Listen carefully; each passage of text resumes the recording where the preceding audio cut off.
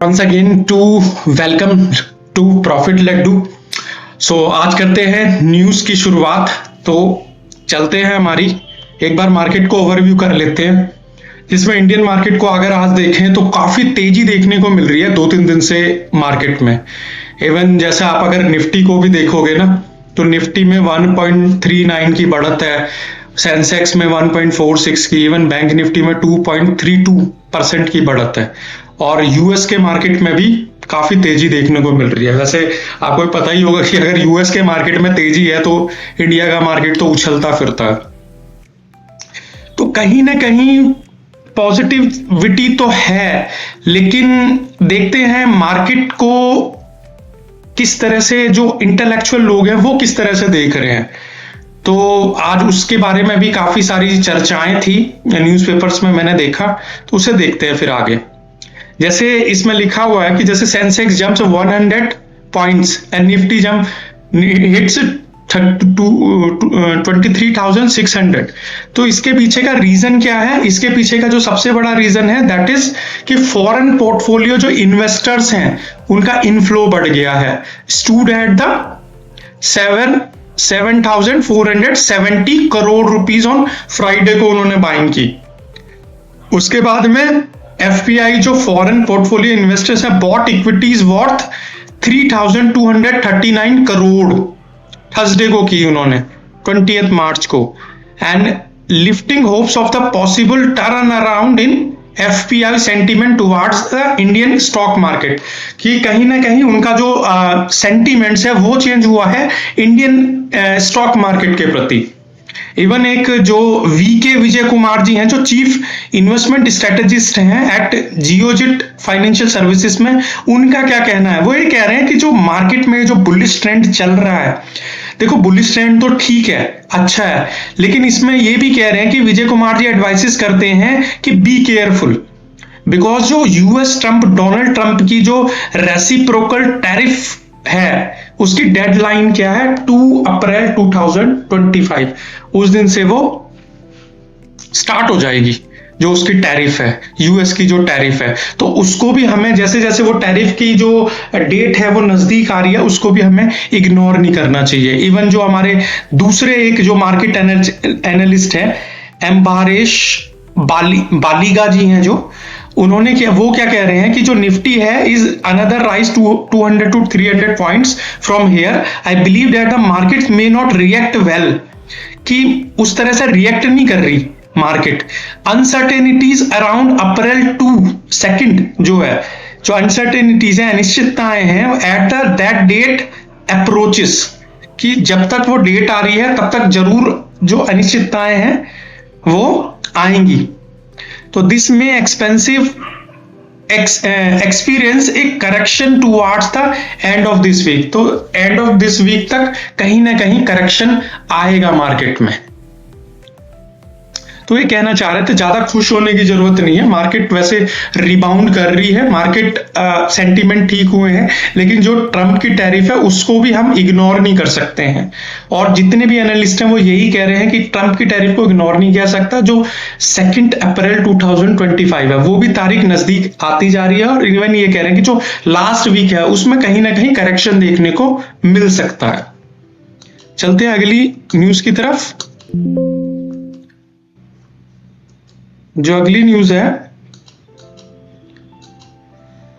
जैसे जो PSU stocks हैं लाइक गेल है, गेल लगभग 7% तक ऊपर इंक्रीज हो गया है। जो गेल है 7% तक हो गया है। इसमें क्या है, गेल की जो क्या है, जो 7% जो पीएनजीआरबी जो है, इसमें public natural gas regulatory board जो है, ये नेचुरल गैस रेगुलेटरी बोर्ड है, वो क्या कह रहा है कि पब्लिक के कमेंट्स ले रहा है टैरिफ अमेंडमेंट्स पे, जिससे कि क्या हो रहा है कि एक पॉजिटिव परसेप्शन बन रहा है, और 20% से 30% तक increase in the zone on one tariffs. एक टैरिफ में 20 से 30% तक इंक्रीजमेंट हो रहा है, जिससे बेनिफिट हो रहा है गेल जैसी कंपनीज को, जो 260 से 265 तक इंक्रीज हो सकता है इनका जो प्राइस है। फिर जो ये चेंज है 20-30% का increase in the zone on one tariff, this जो ये क्या करेगा, इससे जो फायदा होगा गेल और सिटी रिसर्च ऐसी हाईलाइटेड कंपनीज को होगा। तो these amendments are expected to significantly impact gas transmission companies, जो गैस ट्रांसमिशन कंपनीज है उनको फायदा होने वाला है। और जो गेल है, particularly GAIL, due to the fuel cost changes और the contractual LNG pricing which can be claimed, जिससे ज्यादा होने के चांसेस हैं। मतलब क्लेम, मतलब जो गेल कंपनी है इस चीज को क्लेम करती है। और this has to lead to Citi initiating 90 days the positive catalyst watch to GAIL, कि आगे आने वाले समय में जिससे गेल का जो प्राइस है 260 से 265 तक जा सकता है। तो गेल का जो ये है नेचुरल गैस और जो बोर्ड क्या है, ये रेगुलेटरी बोर्ड जो है जी, जो रेगुलेटरी बोर्ड, हाँ, petroleum and natural gas regulatory ये जो बोर्ड है, तो इससे ये क्या कर रहा है, कमेंट्स मांग रहा है, बपली से मशवरा कर रहा है कि हमें अपनी टैरिफ अमेंडमेंट्स किस तरह से करनी चाहिए। और उसमें अगर जो 23% का जोन वन टैरिफ में जो एनहांसमेंट होगा, उससे गेल जैसी कंपनियों को जो नेचुरल गैस की ट्रांसमिशन में डील करती हैं उनको फायदा होगा। चलते हैं अगली न्यूज की तरफ, जिसमें है इरेडा। इरेडा भी बहुत अच्छी एक पीएसयू कंपनी है। इसका भी जो शेयर है काफी अच्छा 9.83 आज बढ़ा है, तो रिबाउंड कर रहा है 21% इन द मार्च सो फार। अभी तक मार्च में ये 21% तक इंक्रीज हो चुका है, थर्ड वीक हाई लग चुका है इसका। तो क्या है, आईपीओ जो इसका आया था इसमें मेंशन भी किया हुआ है मैंने, जो 32 रुपीज से 310 यानी कि 10 टाइम्स तक ज्यादा हो चुका है इसका जो प्राइस है। इवन इसका जो एक मतलब क्या कहते हैं, डिस्कशन ही चल रहा था जो आरबीआई के साथ में, कि जो आरबीआई ने डिनाई कर दिया, अगर आरबीआई अभी के लिए ये जो डिसीजन है आरबीआई ने डिनाई कर दिया कि ये क्या कहता है, इक्विटी इन्वेस्टमेंट कर रहा था 900 मेगावाट की upper Karnali hydro electric power projects में नेपाल में करना चाहता था एक इक्विटी इन्वेस्टमेंट, लेकिन आरबीआई इसको डिनाई कर गया। अगर आरबीआई इसको जैसे ही एक्सेप्टेंस देगा तो कुछ बड़ा हो सकता है इस वाले स्टॉक में कहीं ना कहीं पे। चलते हैं अगली खबर की ओर। फिर मैक्वेरी जो एक ऑस्ट्रेलियन रिसर्च फर्म है, फाइनेंशियल रिसर्च फर्म है, उसने एनटीपीसी पर अपनी क्या रेटिंग दी है कि 35% तक एनहांसमेंट आ सकता है एनटीपीसी के अंदर। अपसाइड मोमेंटम आगे आने वाले समय पर देखा जा सकता है। फिर क्या है, अब अगली खबर की ओर चलते हैं। रेलटेल का क्या है, रेलटेल जो है PSU needs to gain another 85% to reclaim earlier highs, कि रेलटेल में भी 85% का हाई देखा, अपसाइड मोमेंटम देखने को मिल सकता है। ये देख सकता है, ये क्या है कि जो रेलटेल है PSU made 618 to July 12 last year and the stock has listed in 2021 within a issued price of 94 rupees से 680 रुपीज तक आ गया था, 18 रुपीज तक आ गया था।